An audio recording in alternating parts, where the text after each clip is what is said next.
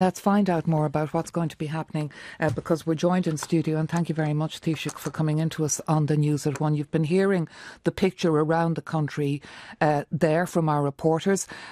The situation getting worse, but the fact that we have had 5 trucks coming out of Foynes with fuel for the emergency services, and there may be one going into Whitegate that may be coming out with at least 1 truck full of supplies later. What's been happening? Well, fundamentally, may I say at the outset that government acknowledges in the broader sense there's an issue around the price of fuel more generally, even in advance of the war in the Middle East. The Middle East war has accelerated and exacerbated the impact on fuel prices, and they're very high. So we understand that, and we've been engaging with representative bodies, Road Haulage Association, Farmers Association, ICNSA, the coach organisations responsible for coaches and buses, and a range of others, contractors and so on like that. But what's the situation right now this lunchtime? The situation is very severe now, and I don't think people out there perhaps realise the gravity of the situation, and particularly as it pertains to Whitegate and to the ports. We're in the middle of an oil supply crisis globally.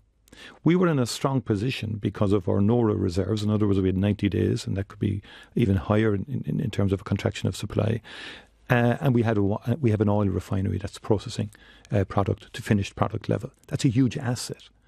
Now we're in a situation because of these blockades that we are now on the precipice of turning oil away from the country in the middle of a global oil supply. Are you talking about the oil tanker off Galway, for instance? The oil tanker off Galway is one.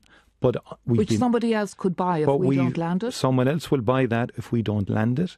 And also in terms of the refinery, because the refinery will not be able to continue to process product because it doesn't have will not have a sufficiency of storage capacity if product doesn't come out. And one of the issues that we'll have to look at is the potential diversion of product coming into Whitegate to the international markets. This is at a time. Ireland at risk of losing all its oil supply because the rest of the world is scrabbling around for it, Correct. And we're having a protest that won't let it in? Correct. It is unconscionable. It's illogical. It's difficult to comprehend. And that is why the police and the Gardaí are at Whitegate and will be at the ports to ensure that we get vital needed supplies for our people. And it's ultimately the objective of government and the obligation of government to protect the rights of the population at large, which means at a very most basic level that fire services, and it's not up to, and with the greatest respect to everybody, unelected and self-appointed people can't determine who gets oil in this country, can't determine who gets to hospital, can't determine who gets to the rotunda via O'Connell Street or whatever. That's not acceptable. That's not a legitimate form of protest. I accept the right to protest. I accept that people can disagree with policies. But we've put in place mechanisms now. We're engaging in negotiations. The blockades should end because they will injure the Irish people, they will damage our economy and society, and they will damage jobs. But you know, Taoiseach, your remarks on this have annoyed the protesters this week. And you've annoyed them because they're saying, that's fine, but we can't afford to fill our tractors. We won't be able to harvest our crops. We can't afford to deliver our goods. And even with the 250 million package that you put on the table, that they simply cannot afford, and you need to do more. But we have said we're prepared to do more. We have said that we are keeping this under constant review. We had meetings this week. We had meetings in advance. Darragh O'Brien's have been meeting with the transport sector in advance of all of these protests. And we are continuing to engage. And what we can will you engage. Offer? Because Peter Burke says there'll be no price cap. So what can you and offer? We will but this is just, I'm going to make a point here. One of the difficulties government is facing here, that there was talk of some of the protesters coming along today. I'd asked people to look at Chris Duffy's post last evening when all of that was out there. And he announced in O'Connell Street, we did say we would stand down the blockades if we had a meeting. Well, we won't be standing them down, he said.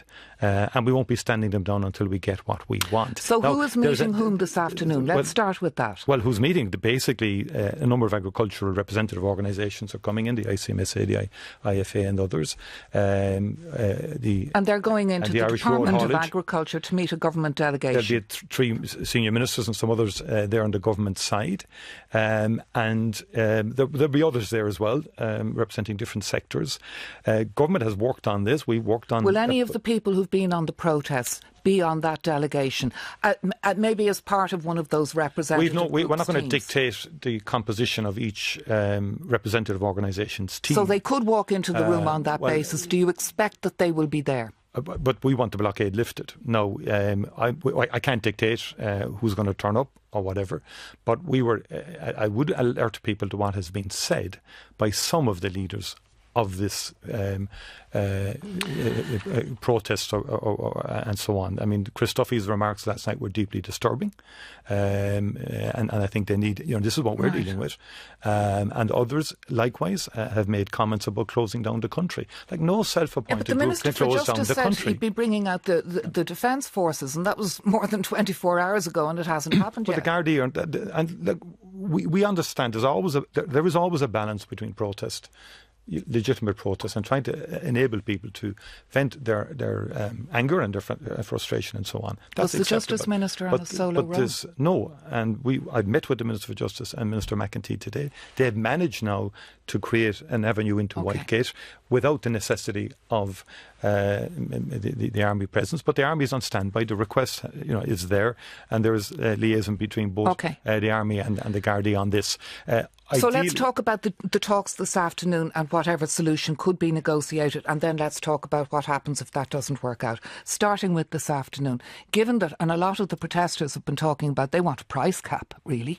Others have mentioned different things. Most seem to want a price cap. If you're not putting that on the table, are you putting VAT cuts, carbon tax cuts, excise cuts on fuel on the table? Well, first of all, I'm not going to go into the explicit negotiations here today, but we have met with some of these organisations and they had put various proposals and ideas to us.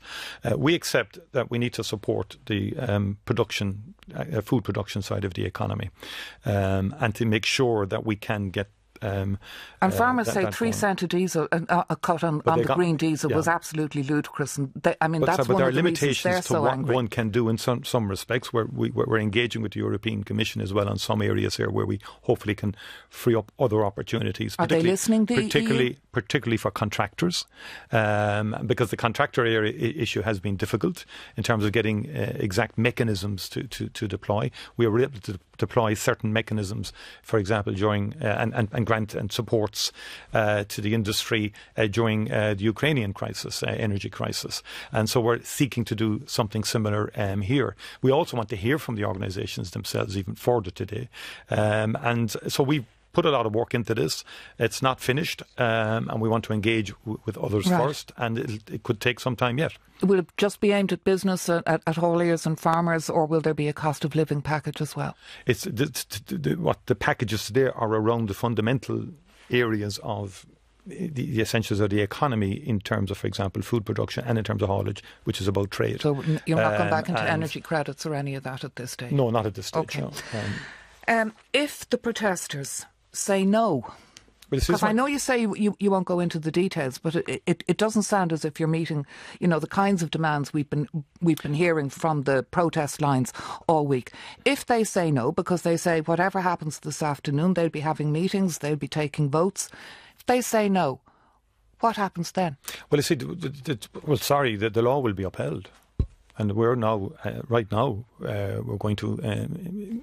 what does that mean? Because again, we had the statement from the Minister yesterday morning. What it means is what's happening in Whitegate right now. Access will have to be opened up and will be opened up to the ports, and to Whitegate in particular. I mean, garages do need access to energy. People do. And we haven't seen the army down at Whitegate yet, but it's not necessary at the moment because the tankers now can go in. But if the protesters say no and these protests are set to continue, then the issue in terms of that will fundamentally be a policing issue and a public order issue, and very clearly the law will be upheld. I'm not going to be. I mean, for us, and vehicles would be removed. The issue, what we're going to do here is protect the rights of people generally. Because people do need access to fuel, people need access to hospitals, people need to be able to travel for business and for work. I mean, if you're a shop on O'Connell Street right now, it's unacceptable that their businesses are being undermined to the degree that they are. Workers' jobs are at risk here because of the nature of these blockades. These are not blockades are not a legitimate form of protest over a number of this. Just can't be accepted as a legitimate part of protest. There are fundamental public order issues here. There are fundamental issues to do with the law. Okay. We are in negotiations and discussions with people who know their way around a lot of this area, who are experienced in negotiation. What we are saying on behalf of everybody is there has to be a meaningful process of dialogue to resolve this. Government is up for that, but it seems others are not. And if you listen to what some of the leaders here are saying, I saw James Gagan last evening, for example. He was saying that more or less that when he was asked about cancer patients getting to hospital, well, he said if there was a car accident, they couldn't. That was not. That's in my view, a terrible but at response. the same time, Taoiseach, all week long, we've been hearing a consistent message from the protest, and sprung up organically. It hasn't been consistent, and what they're saying consistently is you, and they name you. They say you're not listening. They say your government isn't listening. They say this is too much, and the government ought to be helping them, and that charity begins at home, and that you've money to spend on other things, and that your tax revenues from these higher prices means you can well afford to be more generous. That's what they are consistently saying. By the way, they're not. That is not the case. I mean, it's about 4 million a day now we're spending on alleviating pressures, about 250 million package. We said we're keeping it under constant review. We had already had discussions with the Irish Road Haulage Association and with the Contractors Association and with the IFA. So we're engaging, we're listening, we understand the issues. But guns can't be put to people's head and said, I mean, that's not negotiation either.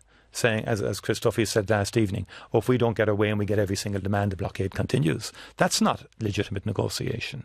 There are tried and trusted organisations who understand the frameworks there and how to negotiate here.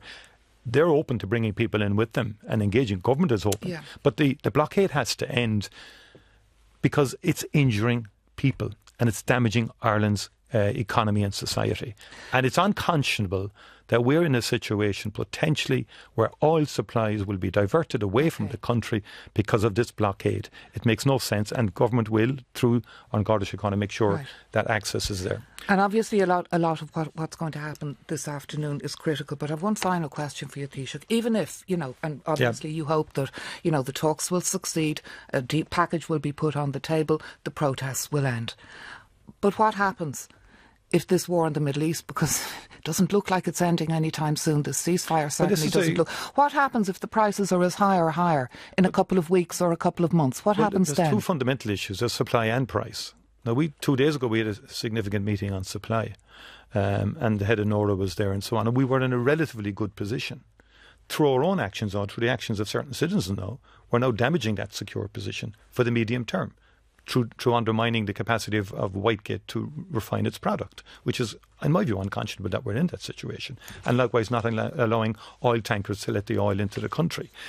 On the war, on more generally, we will keep everything under constant review. I've said it consistently. We're open to engaging with people, different sectors, to keep the economy going, keep people at work, keep jobs going. That's always been my fundamental objective here. And we will continue to do that. But no matter what you do, you may not be able to stop the prices going even higher. No, but we will do everything we can then to protect people from the excesses of such price increases. That is the strategy going forward.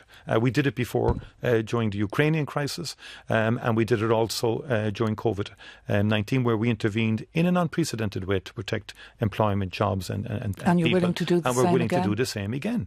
But this is not the way to help the Irish people or help Irish society cope with a war that's beyond our control, as you say. We believe that war should end. Israel should stop what it's doing in Lebanon. It's shocking what happened there in the last number of days.